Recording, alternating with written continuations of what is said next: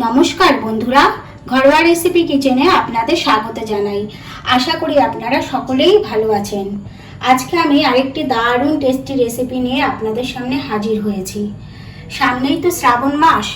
এবার শ্রাবণ মাসে সবাই শিবের পুজো করে, অনেকেই শস্য গ্রহণ করেন না। তাই আমি আজকে সাবু দিয়ে 3টে রেসিপি শেয়ার করছি আপনাদের সাথে।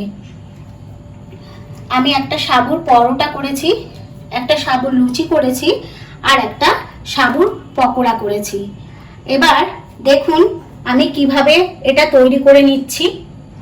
সাবুদানা দিয়ে রেসিপি করার জন্য আমার যা যা উপকরণ লাগবে সেগুলো হলো, এখানে আমি 250 গ্রাম সাবুদানা নিয়েছি, আর এখানে আমি একটু বড় সাইজের যে সাবুটা সেটাই নিয়েছি। তারপরে এখানে আমি কতগুলো ধনে পাতা একদম কুচি কুচি করে কেটে রেখেছি, একটা লেবু কেটে রেখেছি, আর 1 ইঞ্চি মতো আদা আমি গ্রেট করে নিয়েছি, আর 8-10টা লঙ্কা একদম কুচি কুচি করে নিয়েছি। আর এখানে একটু গোটা জিরে আছে, আর ছোট চা চামচের 1/2 চামচ গোলমরিচ গুঁড়ো আছে, সন্দক লবণ আছে, আর একটু সামান্য চিনি আছে। আর এখানে আমি 2টো আলু একদম সেদ্ধ করে ম্যাশ করে রেখেছি। এবার দেখুন আমি কিভাবে এটা শুরু করছি। এবার সবার প্রথমে আমি একটা প্যান বসিয়ে দিয়েছি গ্যাসে। এবার এই সাবুদানাটা আমি ঢেলে একটু হালকা গরম করে নেব। হালকা একটু 1 থেকে 2 মিনিট একটু নাড়িয়ে চাড়িয়ে নেব। একটু গরম হলে পরেই এটাকে আমি ঠান্ডা করে মিক্সিতে পেস্ট করে নেব। সাবুদানাটা আমি 2 মিনিট মতো হালকা ফ্লেমে একটু এরকম তেলে নিয়েছি। এবার এটা হয়ে গেছে। এবার আমি গ্যাসটা বন্ধ করে এটা একটা বাটিতে নিয়ে নিচ্ছি। এটা একটু ঠান্ডা করে তারপর আমি মিক্সিতে পেস্ট করে নেব। দেখুন আমি সাবুদানাটাকে একদম মিক্সিতে পেস্ট করে নিয়েছি, একদম পেস্ট হয়ে গেছে ভালোভাবে। এবার এটাকে আমি এই বাটিতে ঢেলে নিচ্ছি।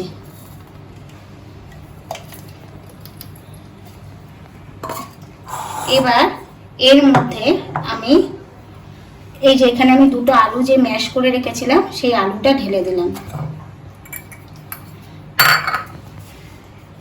এবার একে একে এই যে লঙ্কা কুচি,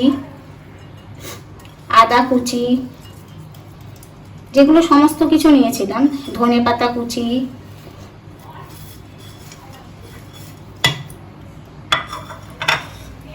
আর এখানে হচ্ছে আমি গোটা জিরে নিয়েছিলাম 1 চামচ মতো, সেই গোটা জিরেটা, গোলমরিচের গুঁড়ো, সন্দক লবণ, চিনি, এগুলো সব দিয়ে দিচ্ছি।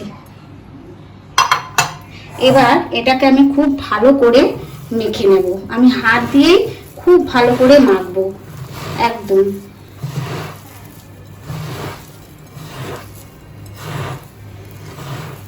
আর এর সাথে আমি একটু মাখা হওয়ার পরে লেবুর রসটা চিপে দিয়ে দেব। দেখুন আমি আলু এইসব দিয়ে খুব ভালো করে এটাকে মেখেছি। এবার আমি এই লেবুর রসটা চিপে দিয়ে দিচ্ছি।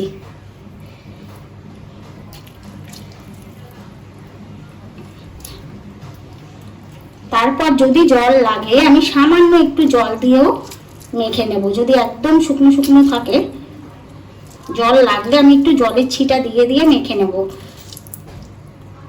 আর মাখাটা কিন্তু আমায় খুব সুন্দর করে মাখতে হবে। হ্যাঁ, সামান্য একটু আমার জল লাগবে।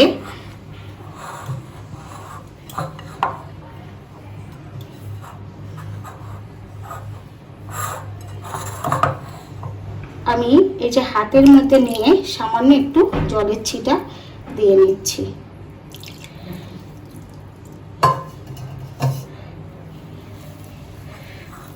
এরকম ভাবে বুঝে আমাদের মাখতে হবে। মাখাটা যেন একদম ঝোলঝোল না হয়ে যায়, টাইট হতে হবে মাখাটা। দেখুন এটাকে আমি খুব ভালো করে মেখে এই যে একটা ডোয়ের মতো করে নিয়েছি। এবার আমি এটাকে 10 থেকে 15 মিনিট একদম চাপা দিয়ে রেখে দেব। তাহলে এটা প্রচন্ড সফট হবে আর সুন্দর, মানে খেতেও সুন্দর হবে। তাই মাখার পরে আমি 10 থেকে 15 মিনিটের জন্য এটাকে ঢেকে রেখে দিচ্ছি। আমি এই ডোটাকে 10 থেকে 15 মিনিট ঢেকে রেখেছিলাম। দেখুন এটা খুব সুন্দর সফট হয়ে গেছে, খুব সুন্দরভাবে সফট হয়ে গেছে। এবার আমি এটাকে আরেকটু এরকম হাত দিয়ে মেখে নিচ্ছি। এবার আমি এরকম এক একটা এরকম সাইজের এক একটা গোল্লা করে নিচ্ছি। আমি এখন এরকম 4টে মতো গোল্লা করে নেব। আমি এই সাবুত দানাটা দিয়ে 2 রকমের জিনিস আপনাদের দেখাবো।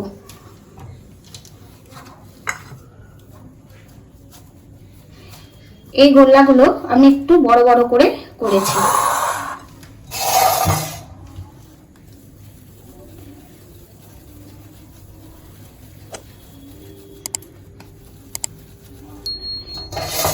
এবার আমি এখানে একটা প্লাস্টিক নিয়ে নিয়েছি, ভালো প্লাস্টিক, পরিষ্কার প্লাস্টিক কেটে এরকম ভাবে নিয়ে নিয়েছি। এবার এর মধ্যে আমি সামান্য একটু ঘি দেব। ঘি দিয়ে এটা পাশে লাগিয়ে নিলাম। এবার এই ডোটাকে আমি এখানে এইভাবে চেপে দেব। তারপর এরকম ভাবে আমি আস্তে আস্তে চাপ দিয়ে এটাকে একটু বড় করব।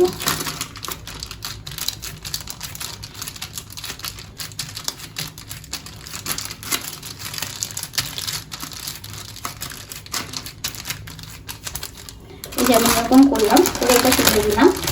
এবার আমি একটা এরকম বাটি নিয়েছি, এই বাটিটা দিয়ে একদম সুন্দর করে এটাকে কেটে নেব।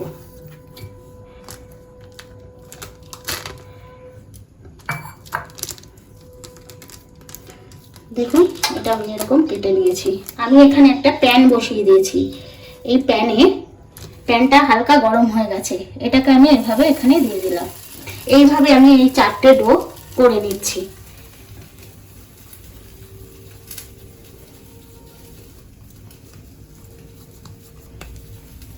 আমি আবার আরেকটা এরকম ডো করে দিয়েছি গোল মতো।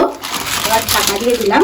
আপনারা হাত দিয়েও চাপ দিয়ে করতে পারেন, বা এরকম একটা প্লেন জিনিস নিয়েও এইভাবে চাপ দিয়ে দিতে পারেন আস্তে আস্তে।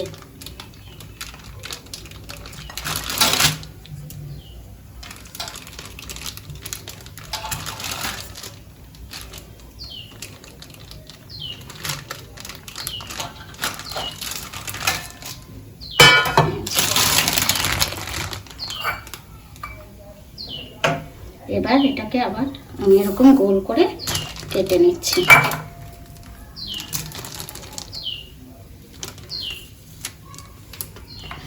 আর দেখুন এখানে আমি কেটে দুটো বসিয়ে দিয়েছিলাম।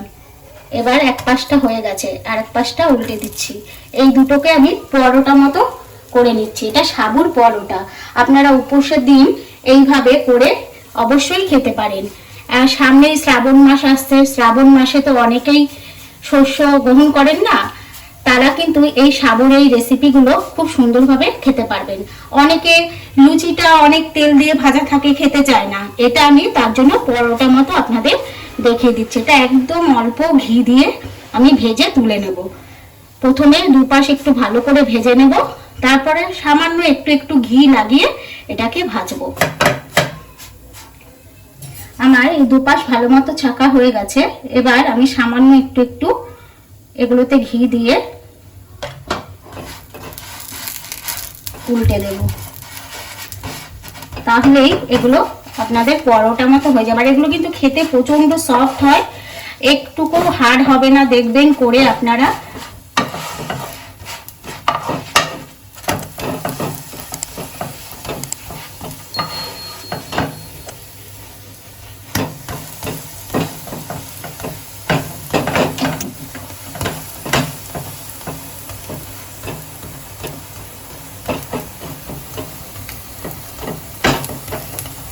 দেখুন আমার দুটো সাবুর পরোটা হয়ে গেছে।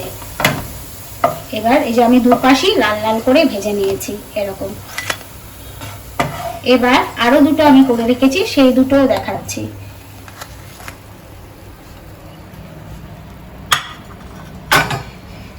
আবার আমি আরো দুটো রেডি করে রেখেছি, সেই দুটো দিয়ে দিচ্ছি।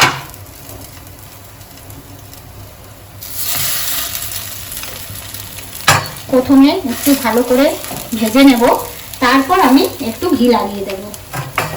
দেখুন আমি দুটো পরোটা আগে ভেজে তুলেছি, এবার আবার এই দুটো আমি লাল লাল করে এমনি ভেজে নিয়েছি। এবার আমি একটু ঘি দিয়ে দেব। যারা কম তেল পছন্দ করেন তারা এইভাবে ঘি দিয়ে এরকম ছোট ছোট করে ঘি দিয়ে করে খেয়ে নিতে পারবেন একাদশীতে। তারপর যে কোনো উপোসের দিন আপনারা যারা অন্ন গ্রহণ করেন না, কোনো শস্য গ্রহণ করেন না, তারা সাবুর এই পরোটাটা খেতে পারেন। এটা খেতে খুব সুন্দর হয়। আমার এই পরোটা দুটো হয়ে গেছে খুব ভালো মতো, আমি তুলে নিচ্ছি। দেখুন এভাবে আমি পরোটাগুলো করে নিচ্ছি। তারপরে আমি এই যে আরো 5টা এরকম ভাবে বেলে রেখেছি, এই 5টা আমি লুচি করে নেব। আমি কড়াইতে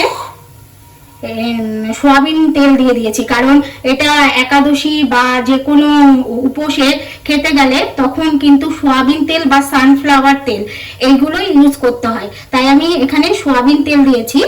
এটা গরম হতে হতে আমি লুচিটা প্রথমে ভেজে নেব, তারপর আমি কতগুলো পকোড়া করব।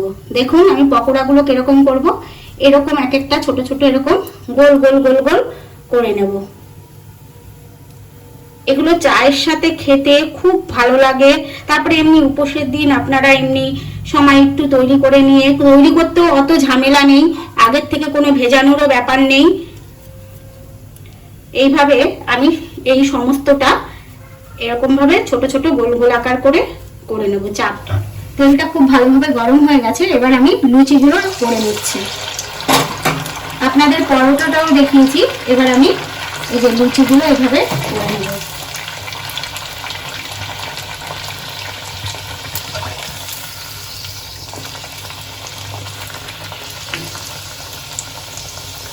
তারপর আমি এই তেলের মধ্যেই লুচিটা ভাজা হয়ে গেলে আমি কতগুলো পকোড়া তৈরি করব, সাবুর পকোড়া।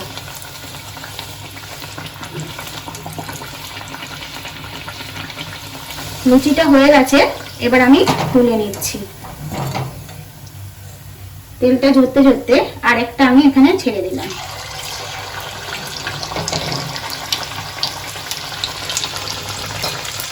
এইভাবে আমি লুচিগুলো সবকটা তৈরি করে নেব।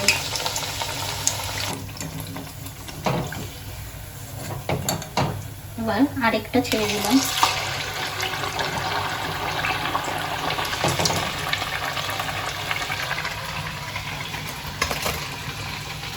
এবার আমি যে পকোড়ার বলগুলো তৈরি করেছিলাম এই বলগুলোকে এক এক করে ছেড়ে দিচ্ছি। আর এখন কিন্তু আমি গ্যাসের ফ্লেমটা মিডিয়াম টু লোতে রেখেছি। আর এগুলো এইভাবেই ভেজে নেব। আর এখানে একবারে অনেকগুলো দেওয়া যাবে না, অল্প অল্প আর এই 6টা 7টা করে দিয়ে আমি ভেজে তুলব।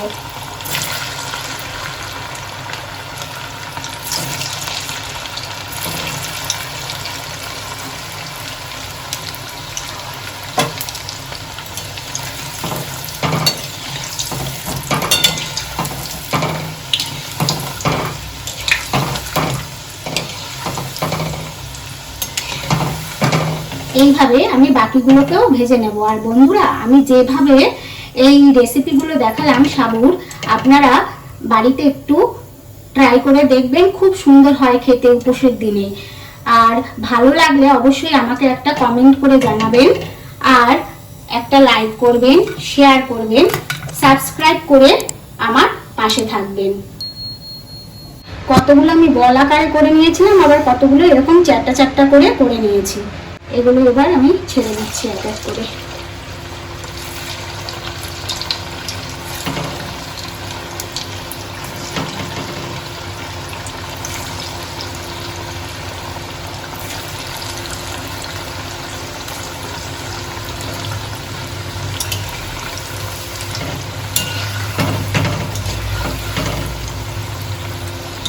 দেখুন পকোড়াগুলো খুব ভালোভাবে হয়ে গেছে, লাল লাল করে।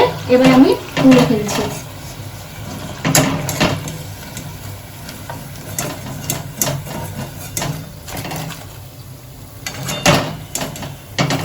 তেলটা ঝরিয়ে একটু তুলে রাখছি। এরকম ভাবে আমি সমস্ত পকোড়াগুলো করে নেব।